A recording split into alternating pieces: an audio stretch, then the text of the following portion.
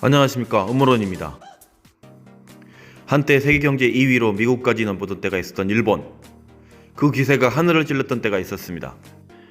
돈이 넘쳐났고 모두들 부동산, 주식 등에 투자하고 심지어 해외 부동산까지 투자하였고 미국이 일본 것이 될지도 모른다는 우스갯소리까지 나왔습니다. 일본 기업은 더 공격적이고 과감하게 외국 부동산을 구매했습니다. 그 유명한 록펠러 센터도 결국 일본 소유가 되었습니다.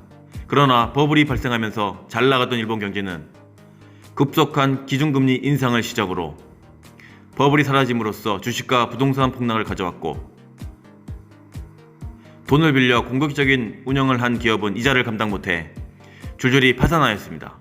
그 이후 다시 일어서지 못하는 일본 경제는 잃어버린 10년이라는 말이 생겨났고 지금은 잃어버린 30년으로 바뀌고 있습니다.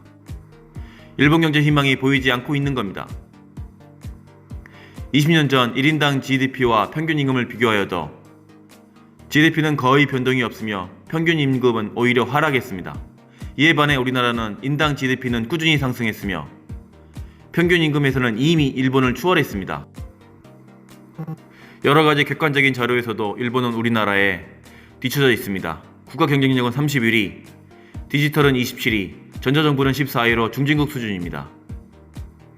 2040년까지 예상평균 성장률은 우리나라 절반인 1.1%로 매우 저조한 수준입니다. GDP도 우리나라 절반 수준이 될 거라는 전망입니다. 일본 내 전문가도 매우 비관론을 제시하고 있는 상황입니다. 이런 상태가 지속되면 일본은 중진국도 아닌 개발도상국으로 전락할지도 모른다는 매우 충격적인 내용입니다. 러시아의 우크라이나 침공으로 불확실성이 커짐에 따라 투자금이 안전자산에 몰리는 현상이 집중되고 있습니다.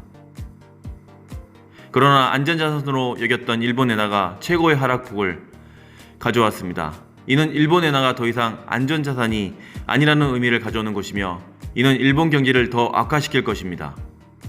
막대한 부채를 가지고 있는 일본 경제는 본격적인 붕괴 조짐이 나타나기 시작했습니다.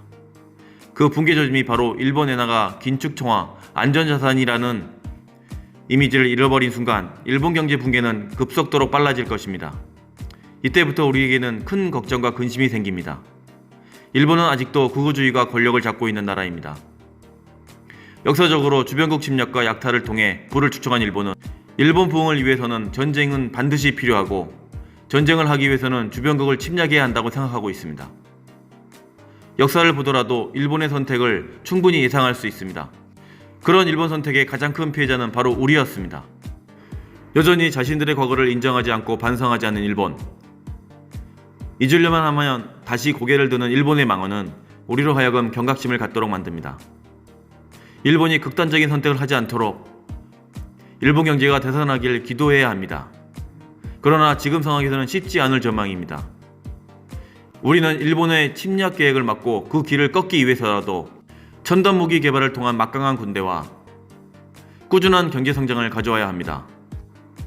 일본이 더 이상은 우리나라를 얕보지 않고 한국은 더 이상 일본이 넘볼 상대가 아니라는 것을 상기시켜야 할 것입니다.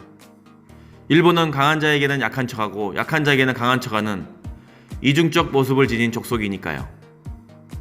항상 우리도 미국처럼 일본을 경계하고 감시해야 합니다. 지금까지 음모론입니다.